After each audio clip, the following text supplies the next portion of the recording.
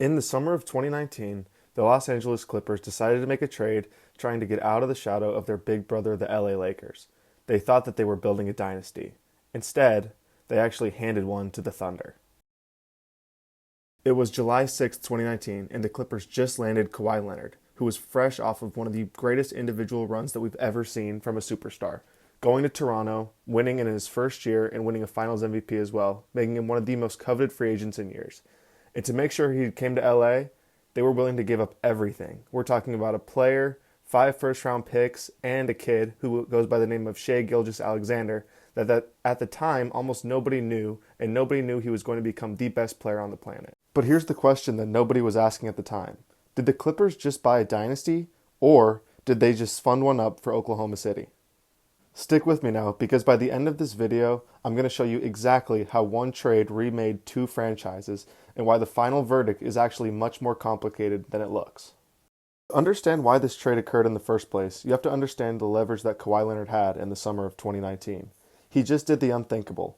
He beat the Golden State Warriors with Steph Curry, Kevin Durant, Klay Thompson, and Draymond Green, a team that no one thought was even touchable. And not only did he do this, he did this with the Toronto Raptors, who had never won a championship before.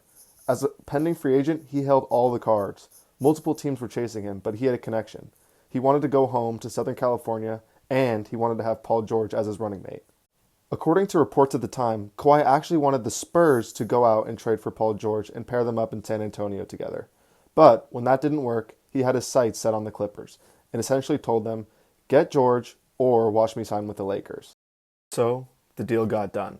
PG to LA, SGA, Gallinari, and a treasure of picks to OKC. And on that same night, Kawhi Leonard signed with the Clippers. From the outside looking in, this looked like the Clippers had just become unstoppable.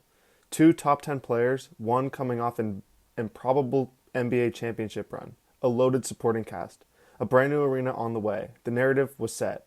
But here's what nobody talked enough about. What exactly did Oklahoma City just receive?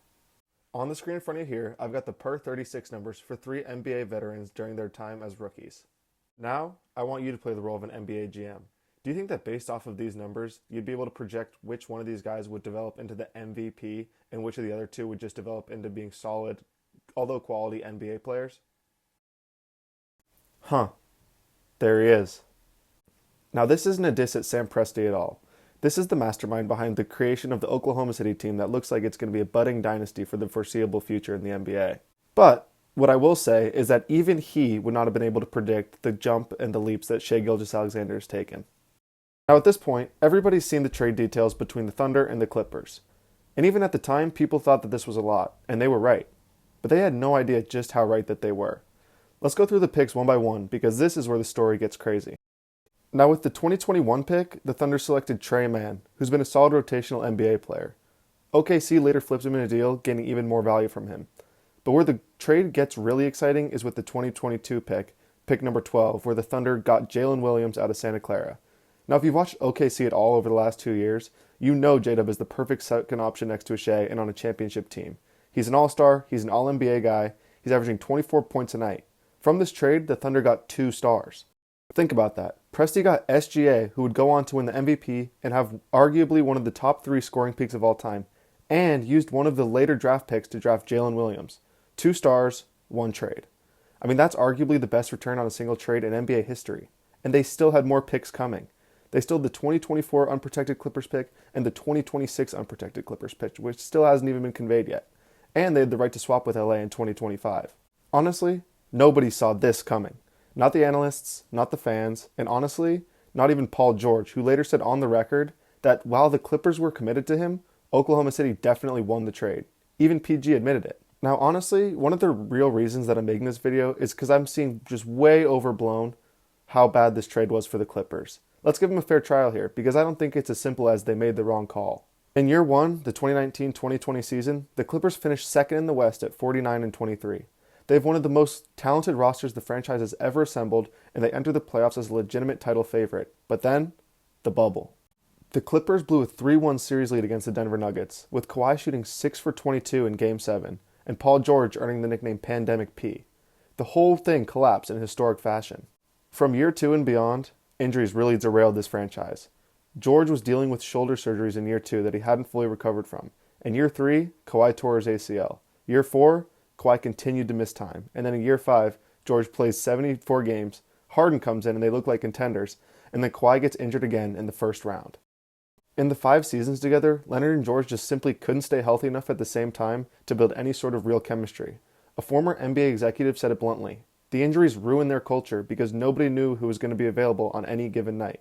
Their best result, one Western Conference Finals appearance in 2021, where they took the Phoenix Suns to 6 games before losing, without a fully healthy Kawhi. And after 5 years, Paul George left, opted out of his contract, signed a 4-year, $212 million deal with the Philadelphia 76ers in the summer of 2024 at the age of 34. The Clippers experiment officially ended without a title, without even a finals appearance. But here's where I want to be fair though. Can you really call it a failure if the injuries were genuinely unforeseeable? Kawhi won a title the year before this. George was a perennial top 10 player and an MVP candidate in OKC. The plan was sound. The execution of fate was cruel. Meanwhile, in Oklahoma City, everything was going to Sam Presti's plan. After the while, the Thunder tanked. Strategically. Intentionally. I mean, hell, they lost a game by 74 points. But they had SGA, already blossoming in his second season, and a mountain of future picks. Presti played the long game. In the 2020 draft, they took Aleksej Pukashevsky. In 21, they got Josh Giddey. In 22, that Clippers pick at number 12 became Jalen Williams. In 23, Chet Holmgren joined the fold. By the 2023-2024 season, the Thunder were already a 57-win team with the youngest roster in the league.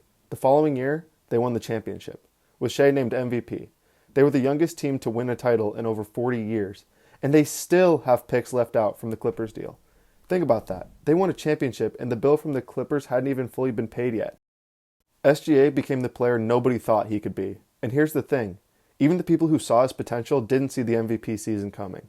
He was 6th in Rookie of the Year voting. He averaged 10 points as a rookie. By 2025, he was lifting a championship trophy. So here's the big question. Did the Clippers make the wrong trade? Honestly, my answer is no. They made the right trade, it just turned out in the first percentile the worst possible outcome. At the time, in the context of 2019, trading a promising rookie for 2 top 10 players with championship pedigree, that's defensible. Any rational front office has to make that call. Kawhi just won the title and George had finished 3rd in MVP voting. The window was real. The problem wasn't the logic of the trade. The problem was basketball gods. But here's where it gets philosophical, and this is the part that keeps GMs up at night.